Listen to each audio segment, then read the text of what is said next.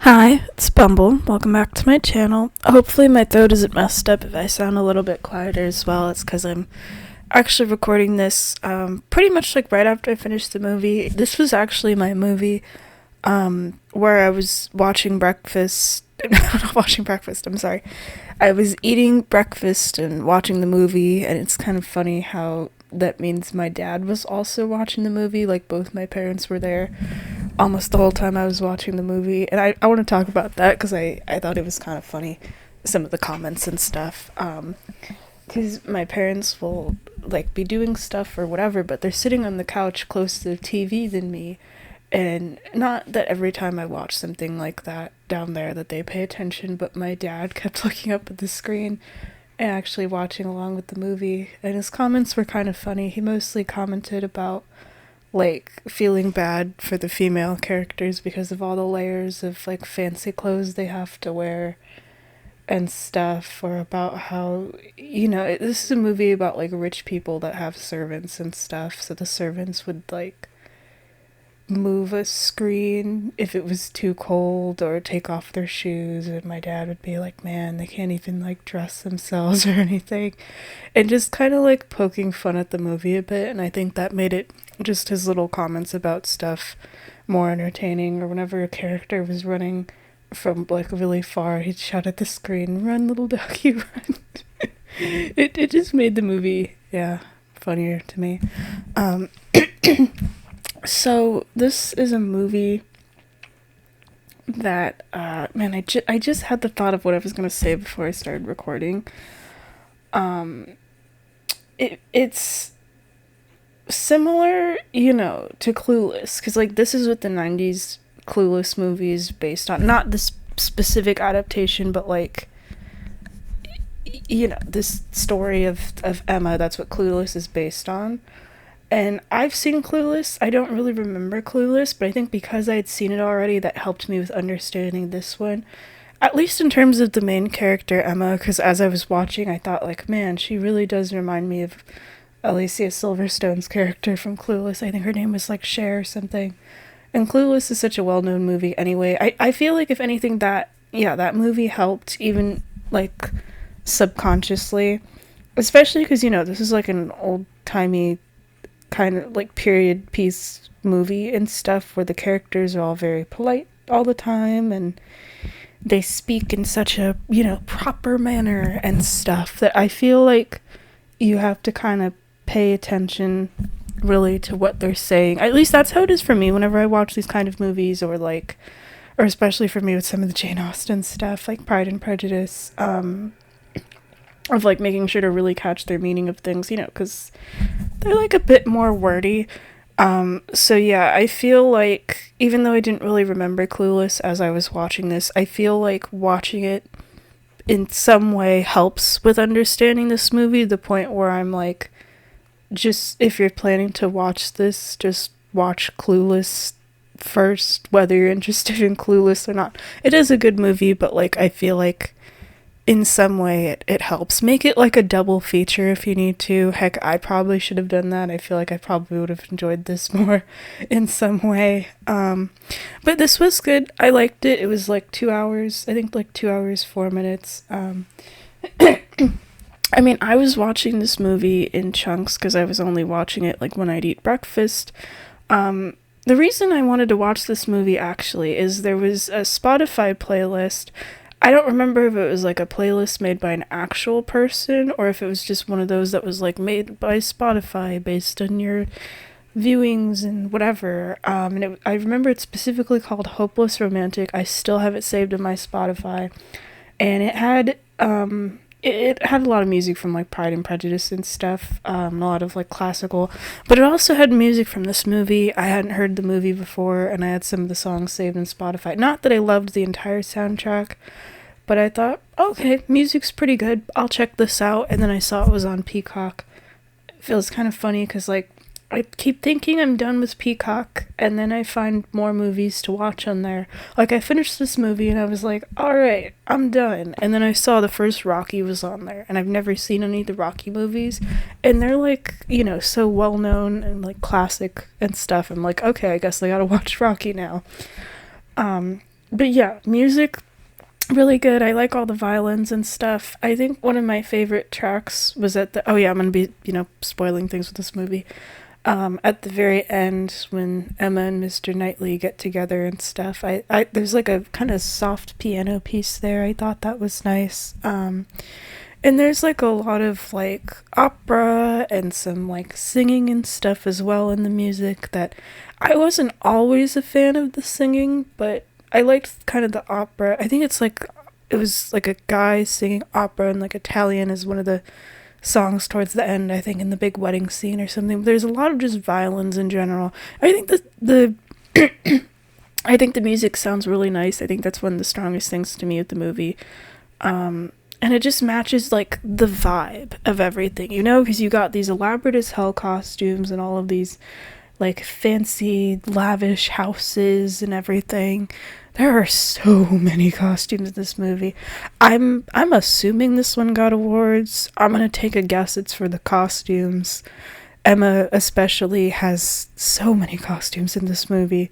It's funny to me that like half of them have all these like really big bonnets and stuff. I don't think I was a fan of the bonnets. I'm even trying to remember when she wore this yellow dress in the movie. That's from the poster, but I can't really remember it. I do like this poster. I like how the description at the bottom is like, it's like she's resting her arms on it, and then the two M's for the name are like right between Anya Taylor-Joy's head. I've only seen her in like a couple of movies. Like I think I first found out about her from like the Queen's Gambit show, but it's because I didn't watch it. It was just because my dad was telling me about it all the time. I just know her mostly as like, yeah, she plays Peach from the Mario movie, which feels like such a weird way to like know an actor from or whatever. But yeah, no, she's good at this. I was kind of curious how old she was in this though, because she's playing a character that's like 21. This movie's from 2020 though. I mean, she does look kind of like young and stuff. I don't think like 21-year-olds young, because this whole movie is about I'm gonna get into some stuff with the movie now.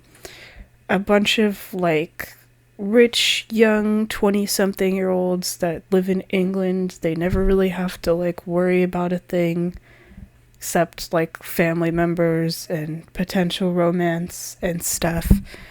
And Emma is someone, I like how the description of her at the beginning before the movie even starts says something of like she's never had to worry about anything in her entire life or whatever. And it's basically that she plays matchmaker amongst her friends, especially her bestie Harriet. I thought Harriet was pretty cool. I feel like I keep seeing Mia Goth in more stuff, or it's less like me seeing her in things and more of like I'm watching stuff she happens to be in. Like I think the first movie I saw her in was Pearl. I still think that's probably my favorite performance of hers because she's kind of scary in that movie. And then I just watched the Guillermo del Toro Frankenstein where she plays Elizabeth, and now I'm watching this where she's in a supporting role again. And her character is so sweet, honestly, and she, kind of views Emma as like the smartest person in the world and follows her advice kind of blindly almost. I felt bad for her sometimes. Where I'm almost thinking of like, girl, just pick what you want to do rather than asking for your friend's advice all the time. And I didn't really like Emma's character at first. That's probably supposed to be the point though, where she kind of acts in this sort of snooty way, where she kind of acts like she knows everything and whatever, but she gets like better as the movie goes on.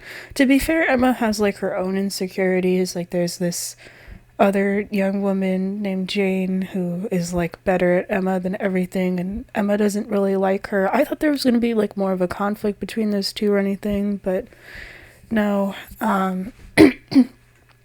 Oh yeah, Josh O'Connor's in this too. It was kind of funny because I just watched him for the first time in something in the newest Knives Out movie where he plays a priest, and he's actually like the main character in that movie. And then this one he pops up and he's immediately dressed like a priest, and I'm like, wait a minute. It just kind of threw me off vocally because like everyone in this movie, has to have like a British accent and stuff. and he doesn't in Knives Out.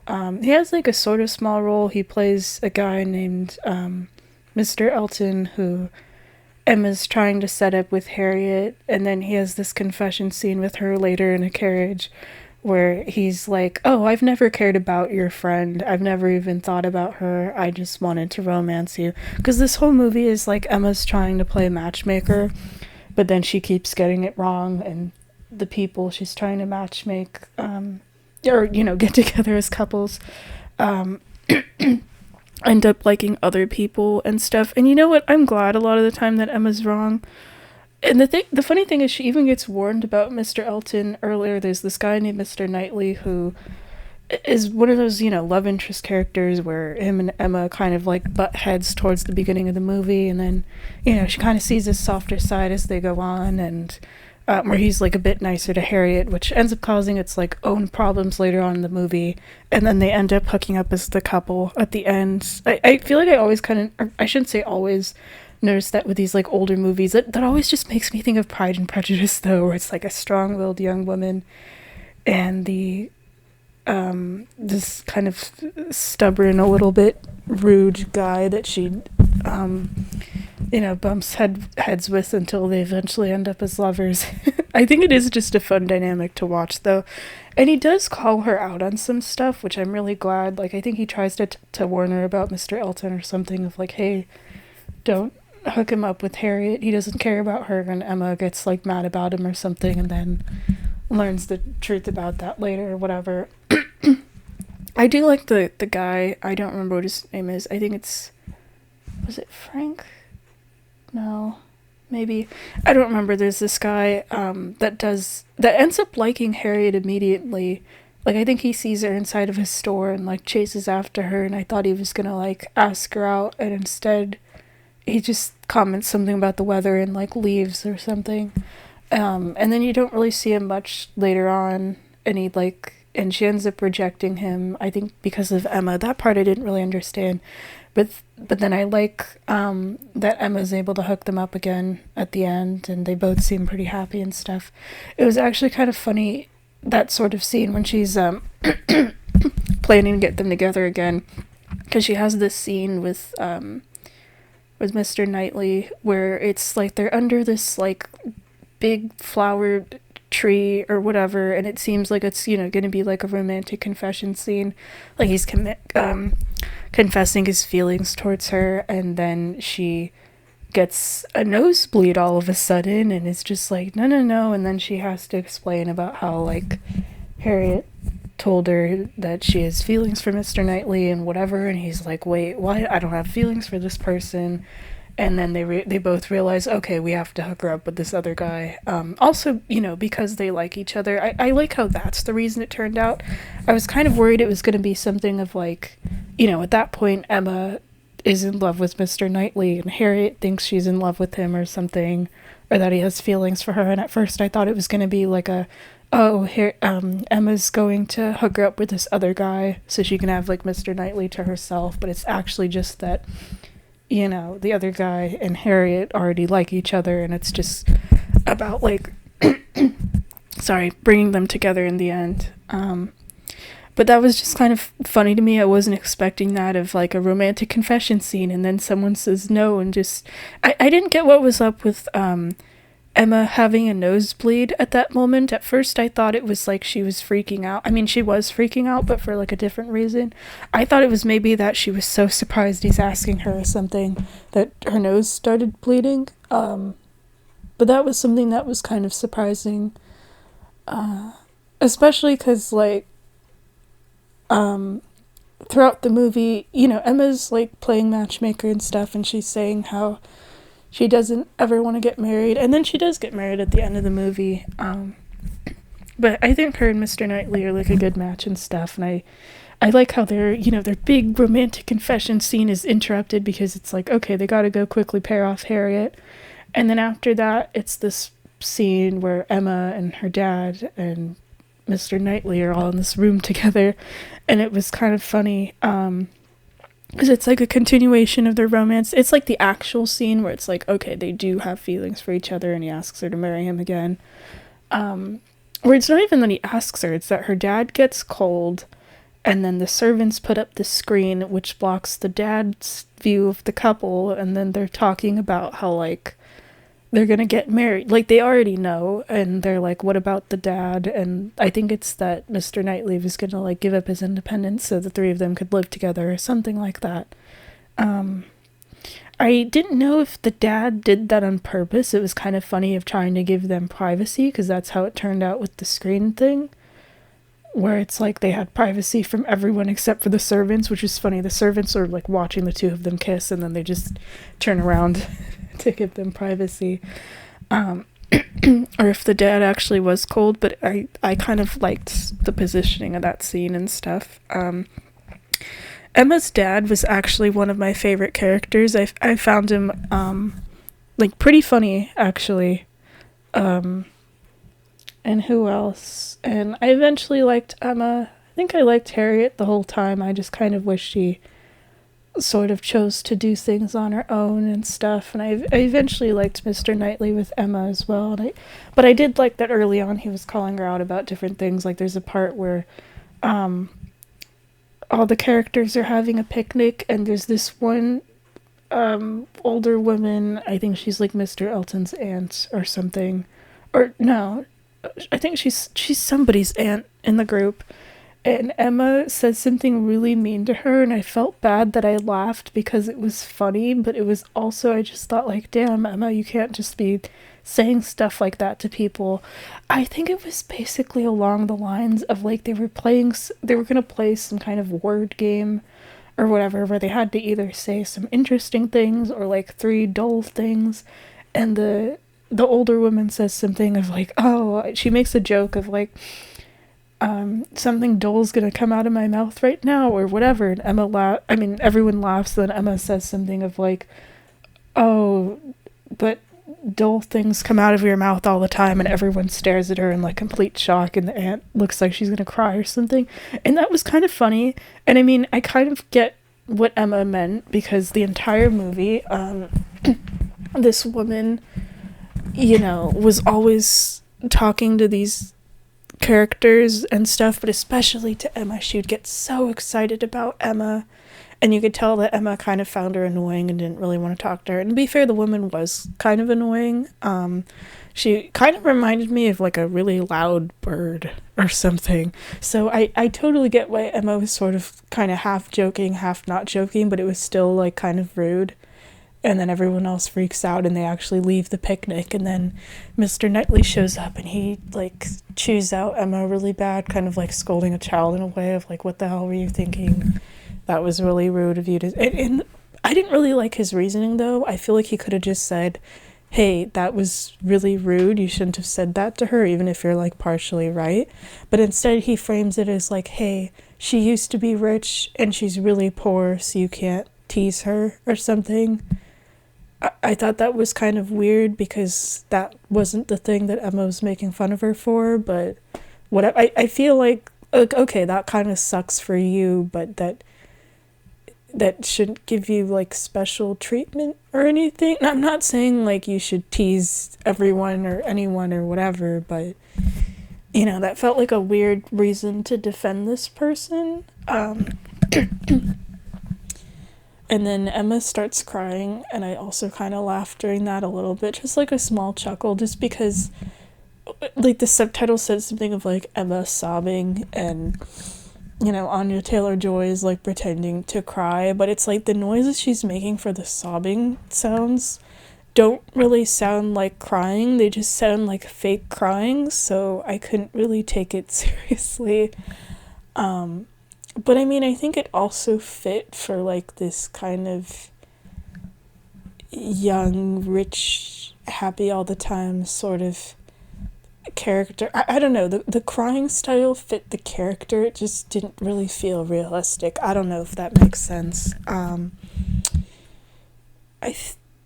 think that's pretty much all my notes. I had notes on my phone, actually, but my phone's charging, so I had to kind of just glance at them before I started making this, but I feel my voice feels kind of funny, so I'm gonna make myself stop. But that's, like, pretty much my thoughts on this anyway. I thought it was pretty good. I'm glad that I ended up liking it because I got like an hour in and I didn't really care for it at first. I felt kind of bored. And I was a little tempted of like, maybe I'll just stop watching or I'll take a break. But then I kept going because, again, this was my like movie for meals and stuff. And I'm glad I continued with it. I like it. I'd be down for more like, I guess, sort of romance, period pieces, classic literature, whatever you want to call this, kind of movies and stuff. Like I mentioned I mentioned Pride and Prejudice earlier. In terms of movies, I've only seen the 2005 one. I did watch a little bit of the, like, what is it, the 80s series, the BBC, where they turned it into like a TV series with Colin Firth. I didn't get through the whole thing because it was just too slow for me, but that one was also kind of good. But in terms of these kind of like period piece romance movie classic literature, I don't, again, I need to find like what the specific phrases to call all these. Nothing so far has topped 2005 Pride and Prejudice for me. And it's funny because, like, I watched that for the first time and I didn't really get it. I didn't really get the hype because that's, like, the movie, you know, everyone always, like, praises and stuff. And then I watched it a second time and I was, like, trying to really pay attention. I was like, oh, okay, I get it now. I get it. And, yeah, I loved that one. It's so good. This one was also good. I also watched, I think it was from 2011, Jane Eyre. That one was pretty good too. I don't know between those two, or between this one and Jane Eyre, which one I liked more. I kind of need to see the other one again. But yeah, I'd be down for more of these. They're actually kind of fun. I feel like I said, I don't really understand them all the time, just because of the language more than anything else. But if anything, I like looking at the costumes, and the music's always really good in all of these. And I feel like I have a sort of soft spot to these, like, big romance confession scenes and stuff. I don't know how to explain it in these kind of movies where it's just two people talking and they're like in a big area outside or whatever, and there's just something about the way it's shot with the camera and everything that gives this sort of privacy and closeness that I really like, where it's still kind of dramatic, but it's only really dramatic in terms of like their words and stuff, where they're just, they're talking, but it's like with how close the camera is to their faces and everything, it just, I don't know, it's cool to watch. But yeah, I'm gonna end this here. We'll see what I watch next. Maybe it'll be Rocky, maybe it'll be something else. Actually, the same day I'm recording this, I'm gonna be watching The Naked Gun remake with Liam Neeson, so maybe you'll get not a remake, maybe you'll get a video on that too, because I deleted my other one when I originally recorded it. We'll see if there's anything for me to talk about. I mean, the movie is entirely jokes, but maybe I'll talk about some of my favorites, and if it holds up, for a rewatch, like if it's just as funny and stuff. Alright, bye bye, thanks for watching.